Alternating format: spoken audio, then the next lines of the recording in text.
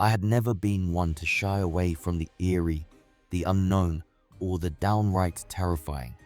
Halloween had always been my favorite time of year, a season where I could indulge in ghost stories, haunted houses, and the thrill of a good scare. But nothing could have prepared me for the horror I would experience that one fateful Halloween night, a night that would leave scars deeper than anything I'd ever imagined. The day started out like any other Halloween. I'd spent the early evening decorating my front porch with plastic skeletons and fake spider webs. My small town always took Halloween seriously, and I wanted to be part of the fun. The streets were filled with the sound of kids laughing and screaming, some already dressed up in their costumes, running from house to house in pursuit of candy. As dusk settled in, a thick fog began to roll through the streets. I remember thinking it was almost too perfect, like something out of a horror movie. It felt as if the fog had a mind of its own, swirling and shifting, creeping closer to me in a way that made me shiver. But I brushed it off as part of the Halloween ambience and went back inside to get ready for the night ahead. By nightfall, the fog had thickened, so dense that I couldn't see past my own driveway. The street lights flickered ominously, and the usual warmth of the Halloween decorations felt cold and hollow. There was a strange silence, a heavy, pressing silence that seemed to seep into my bones. I stood there on the porch, listening, waiting, sensing that something was wrong. It was then that I noticed how empty the street had become. The kids, the laughter, the joyful chaos, they had all vanished.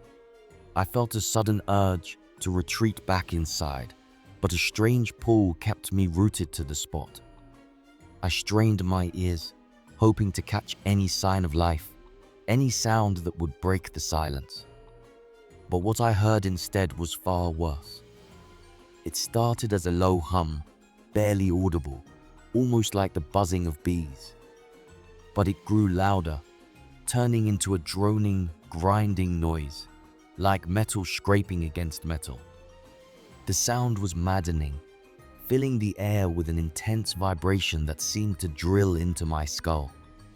I tried to shake it off, tried to tell myself it was just a Halloween trick, maybe some elaborate prank. But deep down, I knew better. My body knew better. My heart was pounding, my palms slick with sweat. I felt the prickling sensation of being watched, of eyes burning into me from somewhere unseen. I spun around, trying to pinpoint the source of that horrible sound, but all I could see was the swirling fog. Then suddenly, the sound stopped. The silence that followed was even more terrifying, like the calm before a storm. I turned toward the door, ready to run back inside, but something caught my eye, a figure standing in the fog just beyond the edge of my porch light. It was tall, impossibly tall, its limbs long and twisted, like branches on a dead tree. I couldn't make out its face, but I could feel its gaze, heavy and piercing, locking me in place. My legs felt like they were made of lead. I tried to scream, but no sound came out. The figure moved closer, stepping into the light, and I could see it more clearly now. Its skin was a sickly gray, stretched taut over bones that jutted out at odd angles. It had no eyes, just empty, gaping sockets that seemed to draw in the darkness around it. Its mouth hung open in a twisted grin, revealing rows of jagged, yellow teeth. I don't know how long I stood there, frozen in terror. Time had lost all meaning, my mind blank with fear. But then the figure moved again, lifting one skeletal hand and reaching toward me. I felt a sudden, intense cold, like the life was being sucked out of me, draining away with every passing second. I wanted to run, to fight, to do anything to escape, but my body refused to obey. I was trapped, helpless, caught in the grip of something far beyond my understanding. Just when I thought it was over, when I could feel my last breath slipping away, the figure vanished.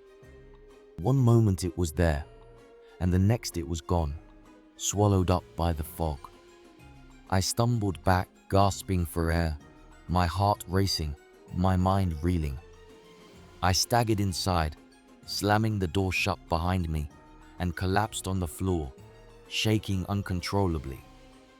For what felt like hours, I sat there in the darkness, trying to piece together what had happened, to make sense of the terror I had just experienced. But there were no answers, only questions that haunted me, gnawing at my sanity.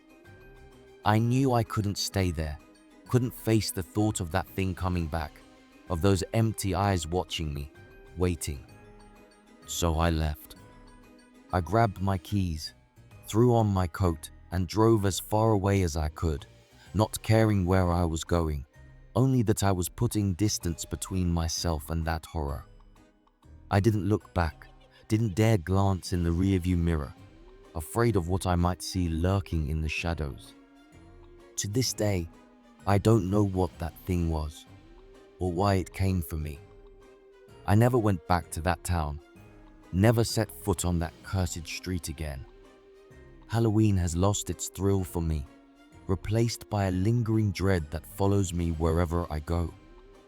I've tried to move on, to forget, but the memory remains, a scar that will never fade. I can still hear that awful, scraping sound in my nightmares, still feel the weight of those empty eyes on me. And every Halloween, when the fog rolls in and the night grows cold, I know it's out there, watching, waiting, just beyond the edge of the light.